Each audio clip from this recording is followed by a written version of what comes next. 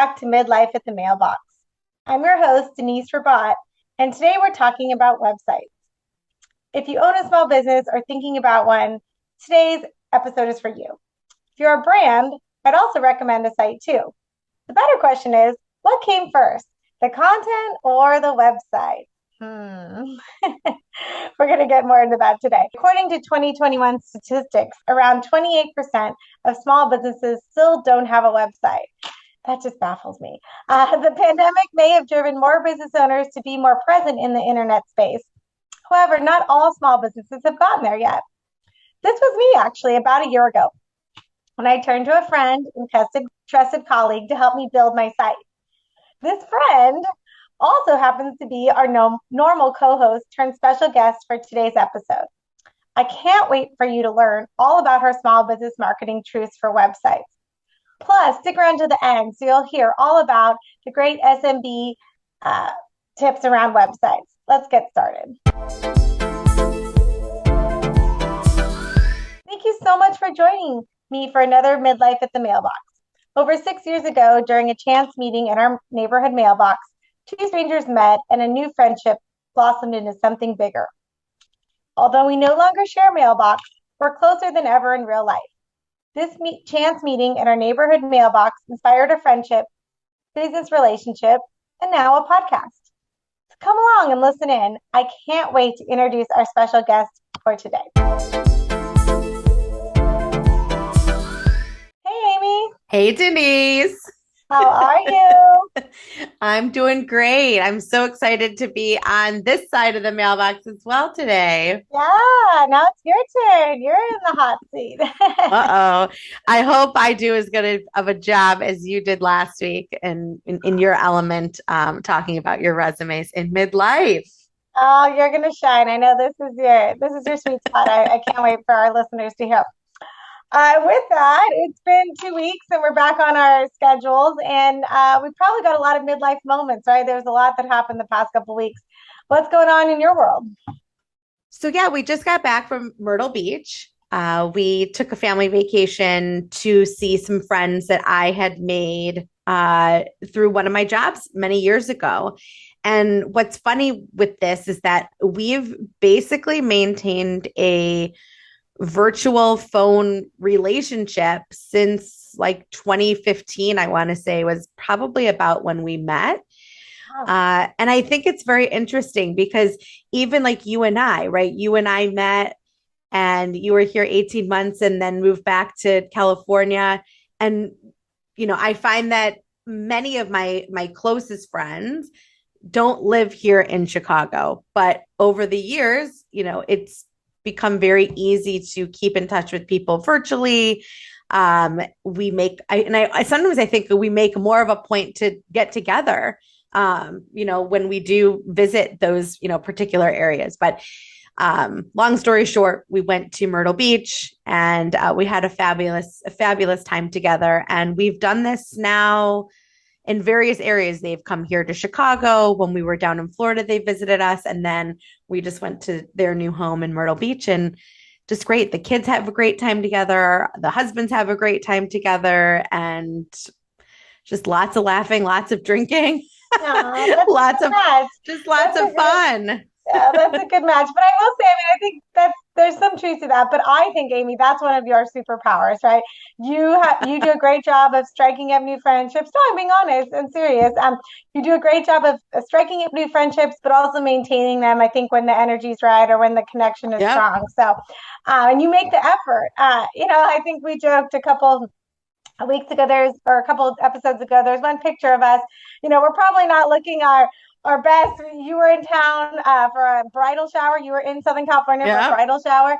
And this was, about a year ago, actually, this time. And Yeah. and I saw you twice in that year. And there are friends that live like 50 miles away from me that I hadn't seen that often. So, I think that's just a testament to how connected you are, to your friendships that matter. So I think a For little bit of sure. that is you. Sorry, a little bit of that is just the circumstances, but a lot of that is you and Mike and Caleb too. You like to travel and be adventurous too. So Yeah. Oh, Um, love you. yeah, Love our well, time even together. I know. And we need to figure out where Denise and I are trying to figure out when I'm trying to get her to come to Chicago so that we could do like a big podcast day. We could do like a yeah, it's big in the photo works. shoot. We could just Yeah, have a big work day and fun day and it's gonna trying happen. to Yeah, I'm this coming. fall. We're gonna make it. We're gonna make it. So, And but even yeah, Mike, yeah, Mike got in on the action too, right? I mean, he sent about uh, 6 years ago, like that Labor Day weekend, we went on a boat with Amy and Mike, and yeah. there's a picture of us, and that kind of sparked our boating interest. We told that story back what date you're made, but anyway, it was fun to see that flashback. So, Yeah, it definitely um, was. And the kids were so little and I know little Chris was a baby. I was he was a wearing him in one of baby. those carriers. Yes. What about you? What did you had some fun stuff that I was seeing on your social media over the past few days. So Yeah, in do August tell. or yeah, in August or 2022 in general, I hadn't been much of a concert goer, even pre-COVID. I just, I hadn't made it there. But this year I've been to a lot of concerts and specifically last weekend, that was Labor Day weekend, and then the weekend prior to that, I saw two concerts. So this is my story is about the tale of two concerts, Ah, right? The good first name. concert I went to, like in late August, was an 80s rockers fantasy, right? It was Motley Crue, Def Leppard, Poison, Joan Jett, all those people playing in one night, one stage at SoFi Stadium, which is the big open air new NFL stadium here in Los Angeles. I never been. It was super fun. Walking in there, I mean, that music was definitely, popular during my early youth, like, probably, 10 and below. And I loved it. I remember my parents playing it, brought back like lots of memories of being on the beach in Santa Cruz. Pour Some Sugar on Me was, hot at the time. It was like 1987, and it was good times. Um, I break and out in a dance and loud singing when I hear that song. yeah, So still, yeah, and the crowd at that concert was, obviously, older than me, 10, 20 years older than me, right? They were in their teenage years or their 20s or 30s even, and now they are, in their 50s, 60s, 70s. So my friends and I that went, we walked around, we were kind of on the young side. It felt good, we're like, hey, we're not the oldest person in the room. And it was a really fun concert. But then the other side of the other concert, the tail of the other concert that I went to was last weekend, last Friday night. I went with another girlfriend to see The Weeknd, right? The pop artist, The Weeknd, oh, at SoFi Stadium. And obviously, The Weeknd is in his prime at this point, and he's got hit album after hit album, and he's super popular with everyone from probably 10 years old to even my mom knows The Weeknd, so hey, there you go. But at that show though, we weren't the oldest people there, but we were definitely like, hey, there was many more younger people than us and older people than us, right? That's what it seemed anyway. So it was just kind of fun to be on both sides of the crowd and seeing what it was like. And I'd say, someone was like, well, which one's better? What crowd was better? I think it's just different, right? The rocker show or the 80s rocker I mean, show, they're like two everyone's totally different demographics too, I feel yeah. like, of listeners. But I will say, we joked before the Motley Crue Def Leppard concert that like we hope they made it to the concert, right? The artists, because they're like 60 years old now. I mean, I give it to them. They sounded pretty good. They've been on tour for months, all across the United States. But then versus The Weeknd, right? Who did sound amazing, right? He literally sounded like he did on the radio. It was really, I commented on it when I was there. I was like, wow, like there's just no difference. However, the second night, so he added a second show that Saturday night. 3 songs into the concert, he lost his voice and had to abruptly cancel the show on stage. So, Oh my God. props to Motley Crue and Def Leppard for finishing their concert versus The Weeknd, who, I mean, he's, Who did not? I mean, he'll be fine and he'll get his voice back. And, Motley Crue, Oh my God. they'll ride off into the sunset. But, anyway, it was just a fun dichotomy, right? But anyway, so Well, that was fun, nice. fun. Yeah. I mean, I'm exhausted from our weekend. We got back late Monday night, but as we talk about, right, that it's just great. It's really great being with friends. It's really great just like getting out and dancing at the concerts. And I think I truly think that one of the things that like has if anything has come out of COVID is us realizing that what like life is too short and just like take the trip, go to the show, see your friend, get together, be out there, be present. Yes day. Yes day. Just your yes day and just say yes. Like all of these topics that we've covered over the past 10 episodes. Kind of with that and, kind of jumping into what we're going to talk about today. I mean, it's kind of like this contest, right? Is it better to be on the younger side or the older side of the crowd? The same might be said for your online marketing, right? And kind of getting back to the jump in topic of the day. What do you think? Is it, it's kind of the age old question. Is it better to be on the cutting edge of the content or the web world, or kind of stick with what's working with non-web marketing, right? That's, some of the things we're going to chat on today. So let's see. Picture it. Chicago, Illinois, 2022. You're launching a small business. You're launching a small business selling, insert product, whatever product it is, and you're just starting out. You feel like you have a unique product and a service, and you have a lot to offer your community, and you're already experiencing some sales via word of mouth or referral. What do you think? Do you think that person needs a website, or can they stick with what they're doing, right? That's kind of, what we're going to tackle today. So let's explore more of that, Amy, and what comes first, the content or the website? Aha, Denise, my favorite question. So I joke if I had $1 for how many people have approached me about building a website, but didn't have content, I'd have like $100. But jokes aside about the $100, but not a joke about having content. So content is your number one greatest marketing tool. So write that down. Content is your number one greatest marketing tool. This episode, by the way, has a lot of good, like little Amy nuggets of wisdom. That's my new coined phrase for today. You'll hear me say it a few times. But content is your number one greatest marketing tool. Second to your community that is going to share that content. But we're not talking about community today. We're really talking about content and your website. And what it allows for you to do is to take a soft approach to how you're selling, and focuses on building that relationship, cultivating trust, and nurturing that community that we just discussed with true, authentic stories. So to answer your question and share our first marketing truth for small business, the content definitely comes 100% before the website. Good to know. It's kind of like, it's kind of the same, reminds me of, last episode we were talking about, resumes in midlife, right? Is it the resume or is it the brand, right? Just like that. The brand comes before the resume, just like this. The content comes before the website, the thinking work, right? Correct. So I want to just kind of define content marketing for any newbies or somebody out there that might not be as familiar. Content marketing is marketing that involves creating and sharing written and visual materials. It doesn't specifically promote a brand, but it does generate engagement in the product or service that the brand is selling. So today we often view content marketing only through like a digital platform, like websites, blogs, email outreach, social media. But true content marketing actually existed long before the World Wide Web. So I actually did we always do research prior to putting our episode together.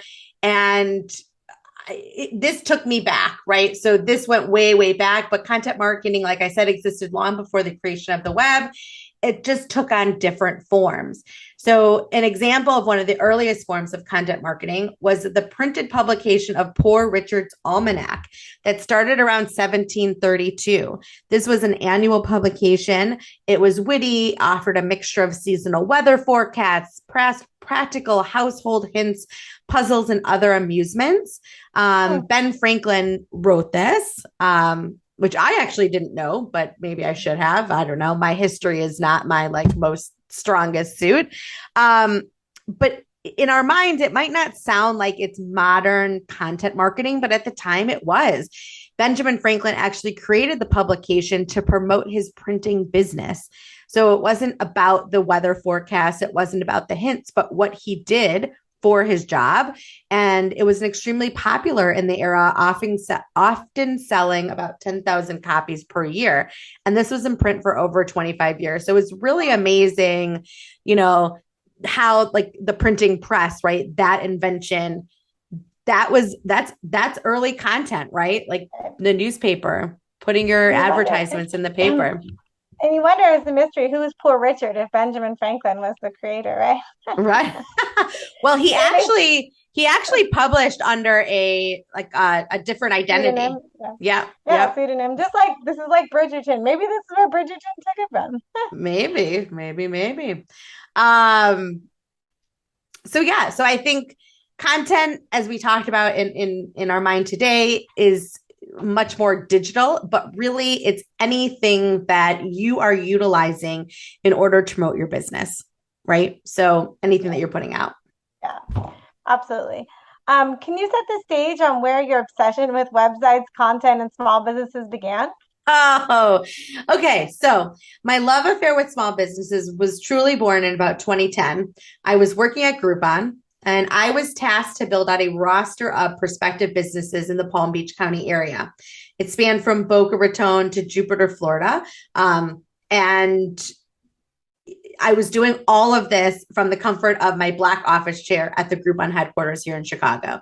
So in your mind, you're like, how did you do that? So it's 2010. I had to surf the internets of places. I like to say internet sometimes when I'm speaking in the World Wide Web. But the beauty was, like I said, I did all this research from Chicago, and I had to dig and I had to find and I had to do Google searches and I had to use the BBB. And once I created that list of businesses, I needed to reach out and cold call the company. And so any business with a product or service was fair game. I never once in the beginning of our launch of the market went to Palm Beach. I had not been there myself. I did not know the lay of the land. 20 something Amy did not know. I had been to Boca, but 20 something Amy did not know, aside from Meisner Park in that area, I did not know the area. So that was a challenge, right? Is how do you find businesses, restaurants, spas, salons, fun centers, theaters without actually stepping foot in that land? And I had to Okay. play detective. And what did you find, right? What did you find when you were able to look these businesses up? Yeah. So the novel concept, Denise, here is like I said, I used the internet and I searched up whatever particular business I was sourcing for the day. And you have no idea how many of these businesses in the 4 years I worked there did not have a website or even much of a web presence. Even back in 2010, I always would joke that if the business couldn't be found online, it likely didn't exist. I still will say that to you today. However, if I could locate that Boca Raton restaurant all the way up in Chicago, it definitely makes your business look more credible all the way around. Right. I mean, in your example there, right? I mean, the Boca Raton restaurant you could find, you would, in your instance here, you could contact them, reach out to them for an opportunity to work with Groupon, right? But that other Boca Raton restaurant that wasn't on the web, right, that maybe just gets, local traffic and, advertises in Found on a local map. newspapers. Yep. Yeah, they're not being found and they're a lost business opportunity, right? Correct. So I learned to be a really great detective and internet sleuth in working with small businesses. And that is a skill I learned having over a decade of cold calling experiences on businesses to find the best angle to close that sale. So I share that story partly to show how far in 12 years technology has come and how truly easy it is for businesses to have a web presence. And the cost to host a website has decreased significantly. That's good to know. Yeah. I think a lot of people think that, and I thought too, like, oh, what's it going to cost me to host this, build this, and so, and I said, it's very reasonably priced. right. So if someone is just starting out, right, what type of small business should explore having a website, right? Yeah. I think that's kind of a gimme, but it would be all of them, right? But tell us. Disclaimer. So yes, any business. But before I answer that, I'm going to pause and I want to tell you listeners to take out a piece of paper, open your note section on your phone. Listeners, are you ready? Because there's a lot of great nuggets of Amy wisdom coming up in the rest of this episode. All right. So do. All right. Got your pen and paper? So as I just shared, anyone really could have a website. If you are a business, you must certainly should have a website. If you yourself are the brand, so we've talked about with resumes in midlife, you are yourself as the brand going out and finding, you can even have a website, even if it's just a landing page, something that tells the customers three things. What is your offer?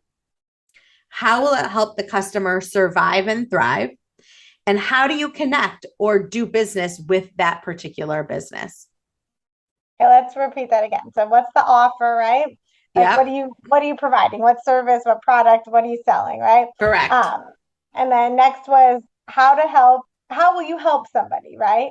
Yep.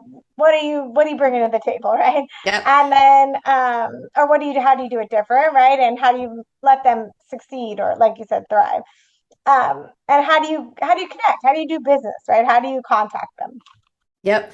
And so it's almost like it's so easy a caveman can do it. Thinking of it in that respect is like if it passes some sort of test, like what is it that I could what is it that I'm selling? So for me, I am today on this website, I'm selling, or on this podcast, I'm selling websites.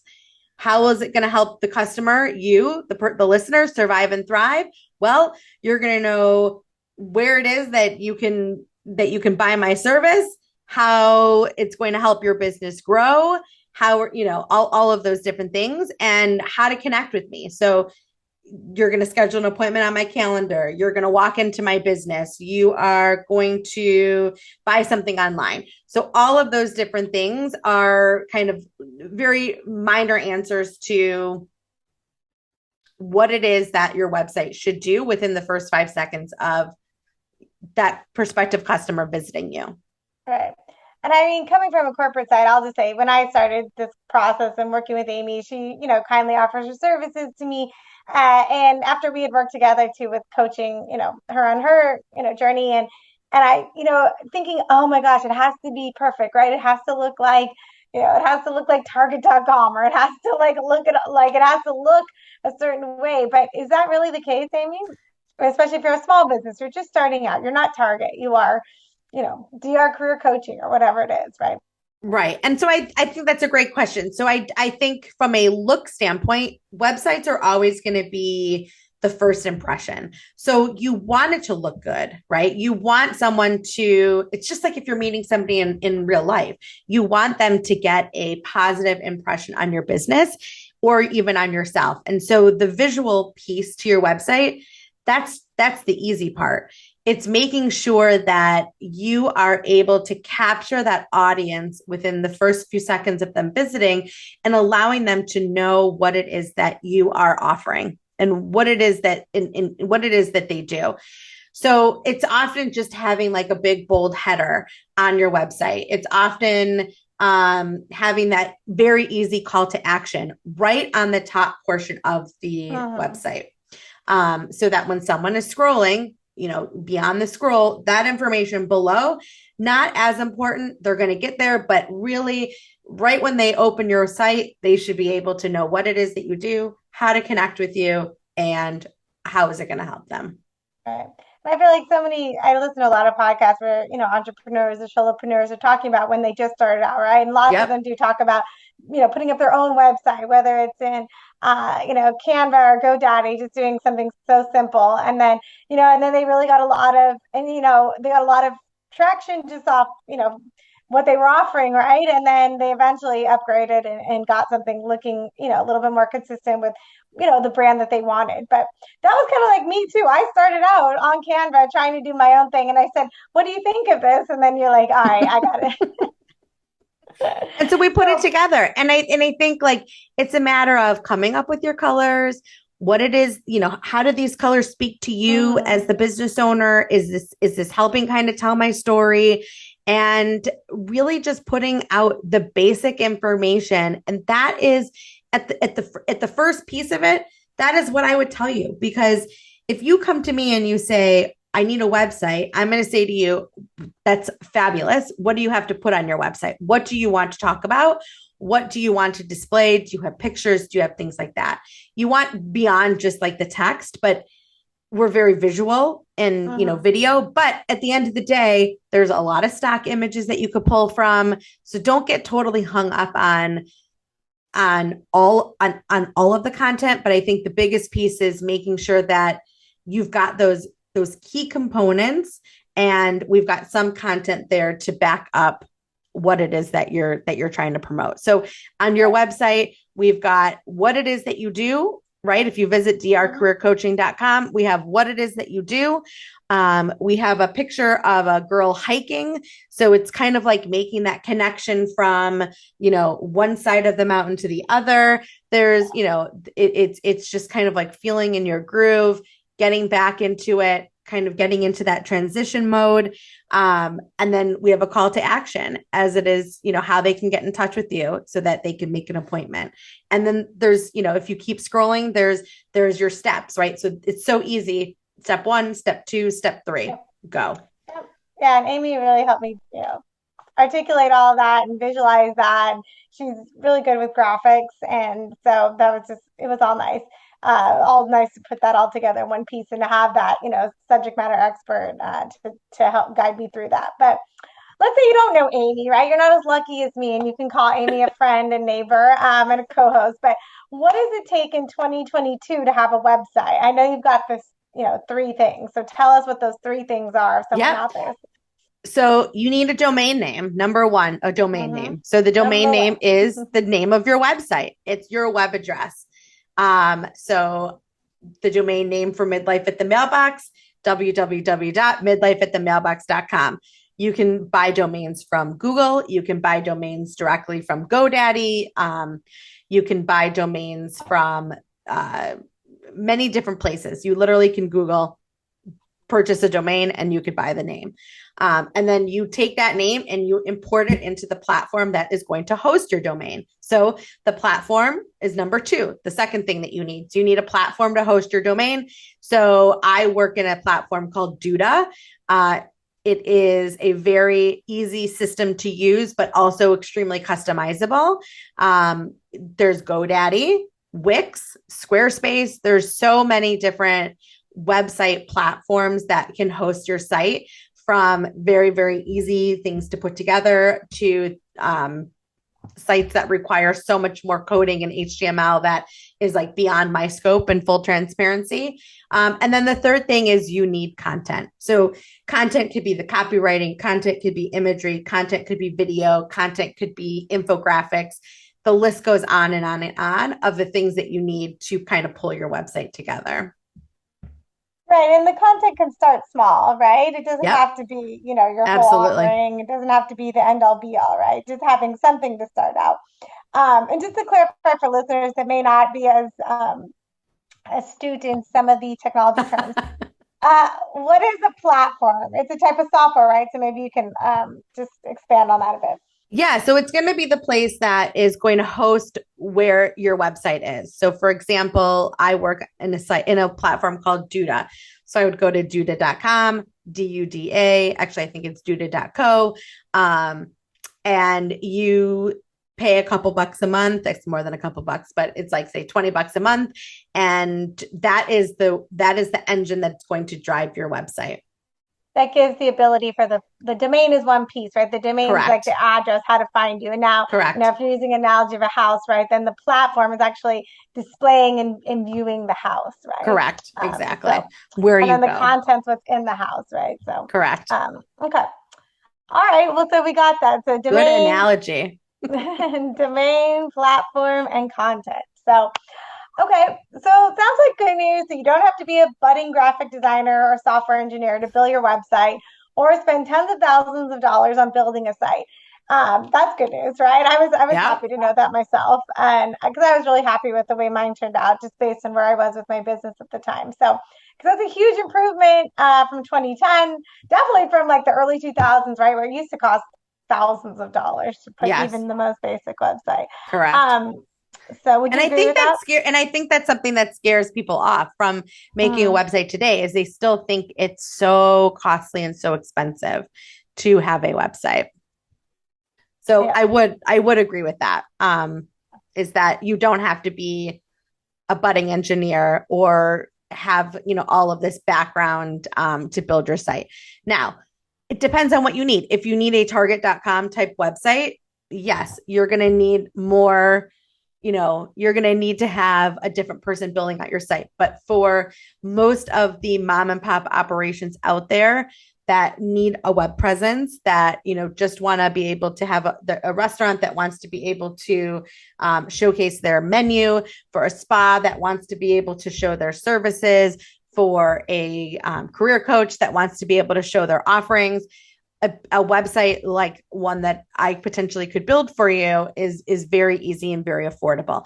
And then there's a lot of different, what we call plugins. So there are pieces that you can attach essentially to your website that allow you to do other things, so that you could add shopping carts. You could add, if you go to our midlife website, we have a locked area for you for any of our downloads, because for us, our biggest piece is understanding who our listeners are, who's coming to our, and so the thing that you're giving to us is your email address, so that we can continue to keep in touch with you. And then in exchange for email address, behind this, kind of locked area, we're going to give you a piece of content, to take back home with you.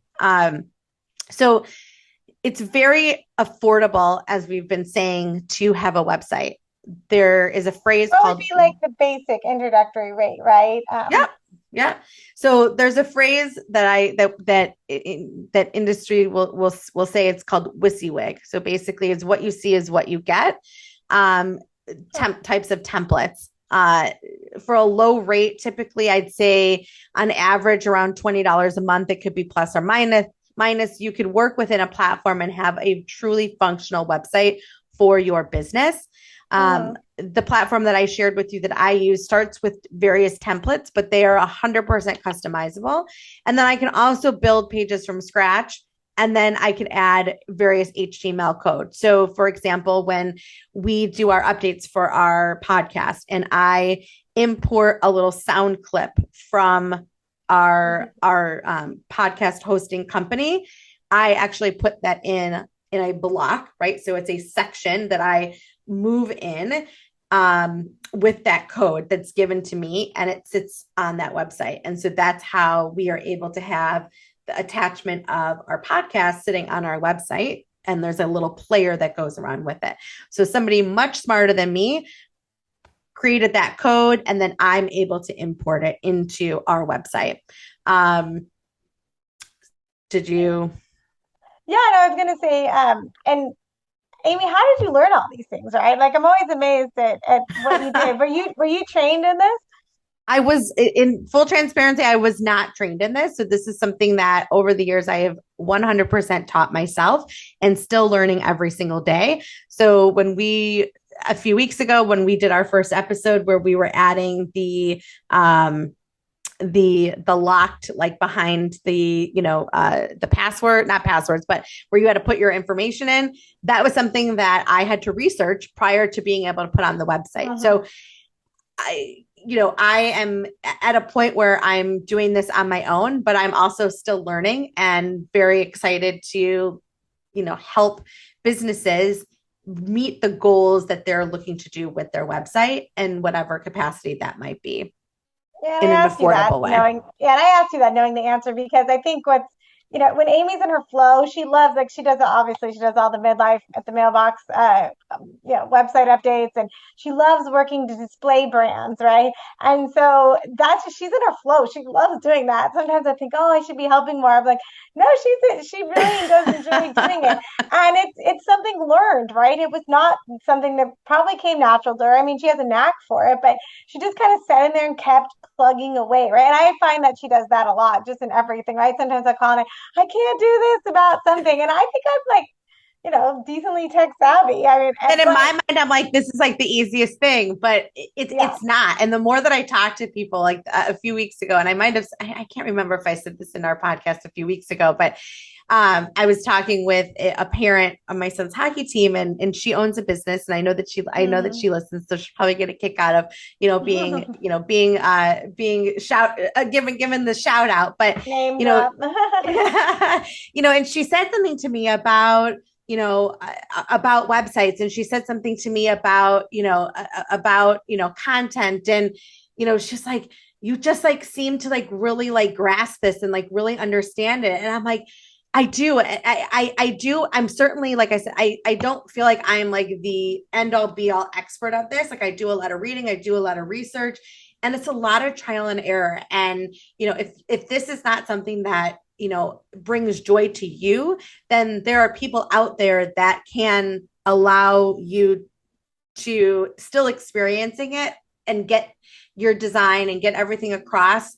But you're just like in the passenger seat, right? Someone else is driving it. And I think for what you and I experienced, Denise, is that, there's a lot that I'm teaching that I feel like I'm teaching you too, and vice versa, right? From the even so much as like I feel like I am a fairly good expert in branding, but when it came time to doing it for myself, for my own business, I still needed the guidance of you. Mm-hmm. And even for my own A2 business, I do work with someone as well. I have a business coach, and she and I she holds me accountable for certain tasks, and, and making, and moving the needle forward, because you still there's always like someone that you want to grow and aspire to, to be like, and I think yeah. So anyways, off on a tangent. I think, and I think the message here is too, in this overall website conversation, online marketing conversation, if you are a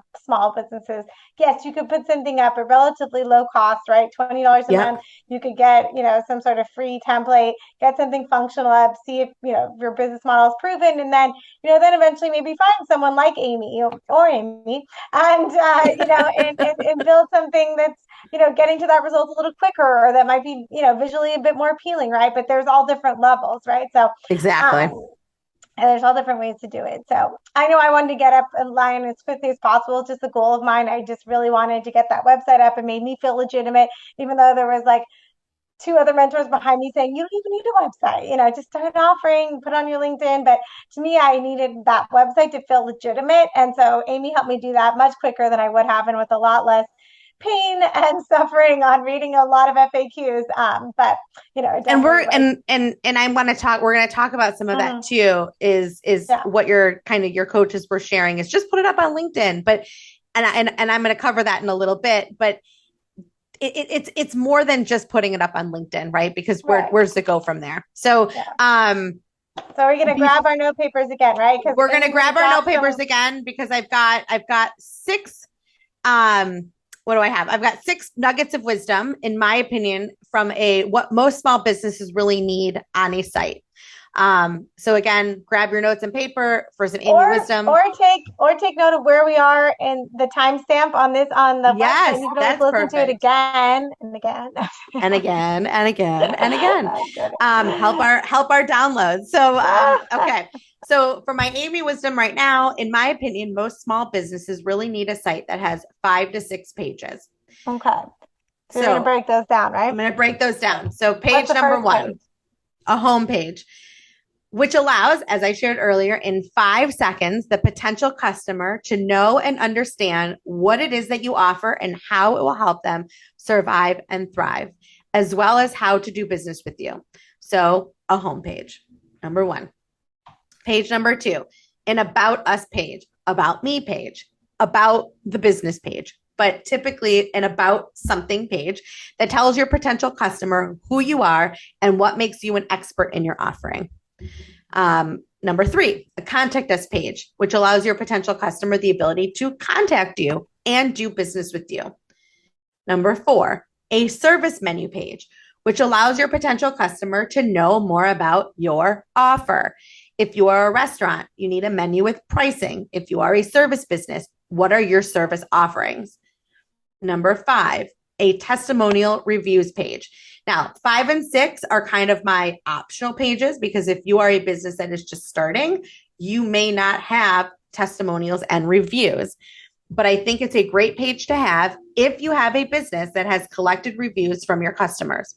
They can be in quote blocks that you've taken directly from Google or Yelp, or even from a text message that a customer has shared with you. If you are a service business like a home builder or realtor, video testimonials inside a customer's new home or office are always a good idea. Plus, video ranks very high in the Google algorithm since you have to host it typically through YouTube.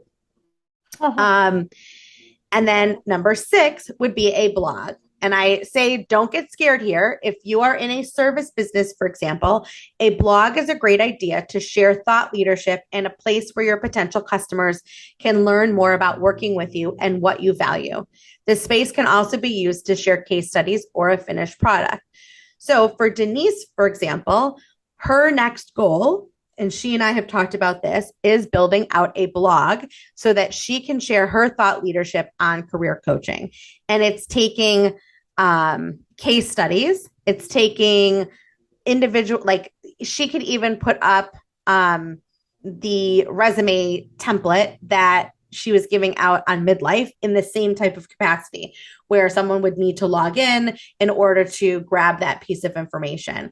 But she could compose a blog that links off to it. So there's lots of, I can go on and on and on, and I'm not going to go down that rabbit hole right now, but there are so many different things that the blog can be useful for, in addition to taking that content, there's that word again, and being able to utilize it and repurpose it in other areas of your, kind of your marketing plan, if that makes sense. So wow. I'll say that again. Just real quick, a home page, an about us page, a contact us page, a service menu page, a testimonials / reviews page, and a blog. Awesome. All right. Okay. There we are. Those are the elements, right? The structure of the house, right? Exactly. That is the framing of your website. Cool. You're speaking my language from my love of the home building space. That's true. Yeah, that's right. Okay. Well, so do you ever hear, Amy, from like small, medium business owners, or SMB? I think we referred to that term earlier if you hadn't heard it yet, but small to medium business owners, do they have a Facebook page, or I think I mentioned LinkedIn page, or an Instagram, right? Why do they need a website if they have one of those things, right? Or a TikTok? Let's get on to TikTok. Yeah, I mean, Something else I'm learning about, guys. I just recently added that. Yes, a social media marketer who does not go on TikTok. Yes. Anyway, side note, but yes, all the time I do hear that question. And as I pointed out when you had made the comment about your business coach on LinkedIn, social media is fabulous. It's a great place to be. But what is your call to action on those posts? Are you trying to engage your community? Are you trying to sell a product or service? Are you trying to gain authority? The answer, number 1, should be yes to the above, but you need a place to send those community members. And that place, first and foremost, is your website. I'm working with a business right now, and we're on social, and his social media is growing. He has a brick and mortar location that someone physically can go in and buy. But time and time again, I want to link to a website, and we're in the process of revamping and redoing his website, and it's not there yet. And to me, that's like a pain point because I want to naturally send the customer to the website because I think that that's a great place to start. And it's like, hey, visit us online and check out all of the new XYZ that we're offering. Visit us here, versus always saying, hey, come stop into the shop. But yes, his brick and mortar location is a great place to be. But sometimes I want to connect them to the website because there's pertinent information that should be stored there, if that makes sense. And you want to be able to send somebody someplace. So as I shared earlier, the website is your first impression of a business. If you have a site that is old, outdated, it's likely that your prospective customer will also think that your business is old and outdated. Yeah.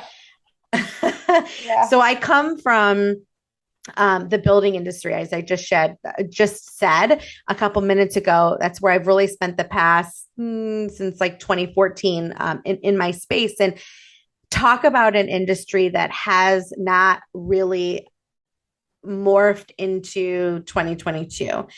many builders are doing, many of the bigger builders are definitely embracing the technology, but a lot of the mom and pop customs have not quite gotten there yet.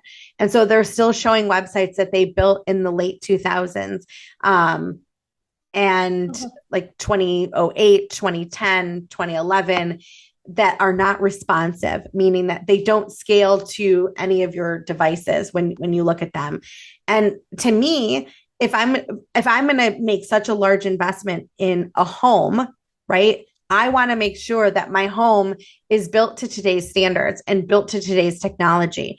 And if a builder can't get on the board, just for example, with having a in style website, that's probably not the right word, but a website for today, how can I be sure that that business is going to be able to support the purchase that I'm going to make? Does that make sense? Oh yeah, absolutely. I mean, yeah, it has to have the whole package, right? It Especially has to have depending the on whole what kind of package. business you are, Yeah, right? And for especially sure. when you make a large purchase, you're not just buying like, the latest stuffy off of like, stuffysrs.com, right? When you're investing in a home, right? It all just depends, right? So Exactly, how exactly. much But level of risk you're making. exactly. But you definitely just you don't want your website to be old and outdated. You want people to be able to find out exactly what I've shared earlier, what it is that Mhm. you do, how could they purchase, how is it going to help me? And I And you don't imagine, need a and I huge imagine budget. too, sorry, I didn't mean to interrupt you, but I No, you're imagine too good. that just relying on Facebook or Instagram or TikTok or social media to to actually run your business or to, be your web presence could be potentially limiting because there are constraints that those sites put on, Correct. for Not everybody's content on those sites. Yep. And not and everybody's it's on those sites.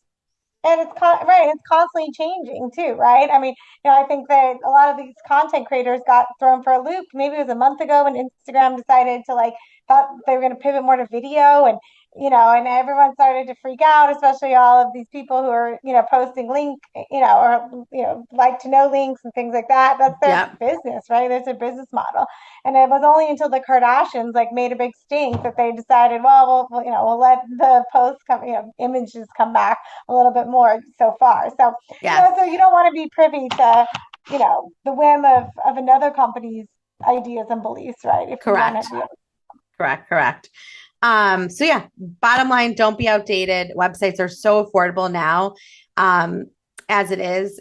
And developing content also is very affordable. And you can do so much just with that thing that you hold every single day, all day in your hands, your smartphone, that you don't need a huge marketing budget to make a big impact on your business's bottom line. Well, this has been awesome information, Amy. I know that these Amy nuggets of truth or Amy nuggets of wisdom or Amy truths are going to be super helpful for so many of our listeners out there. And with that, we've kind of got on this bandwagon of giving some things away, right? Sharing our wisdom, giving back to the Midlife at the Mailbox community. So Amy is offering a free download on the Midlife at the Mailbox website. You can access to determine if your site needs an update or a refresh or what's the difference between the two, right? So check out our show notes for the link. I think you're going to be super excited to get that information and share that even with someone who might be considering it. Share this episode, share that link to the download, right? We're just really trying to give back here. Awesome. So that is a wrap on our episode this week. Thank you, as always, for being here. We will be back in 2 weeks for what we hope will be another insightful episode of Midlife at the Mailbox. In the meantime, if you want more, please reach out and schedule time with me on my calendar. I'd love to chat about all things content and website design. We can go on all day and how we can work together to support your business. And if you like what you're hearing on Midlife at the Mailbox, please scroll down and leave us a comment and a 5-star rating. Please share our show with a friend too. That's where we get so much joy too out about hearing that. And we have so much fun producing and editing our show. We want to make sure you're loving it too. So check out our show notes for any links and downloads. And please join our community on Instagram, Facebook with the tag name Midlife at the Mailbox. See you at the mailbox. See you at the mailbox, guys. Bye. Bye.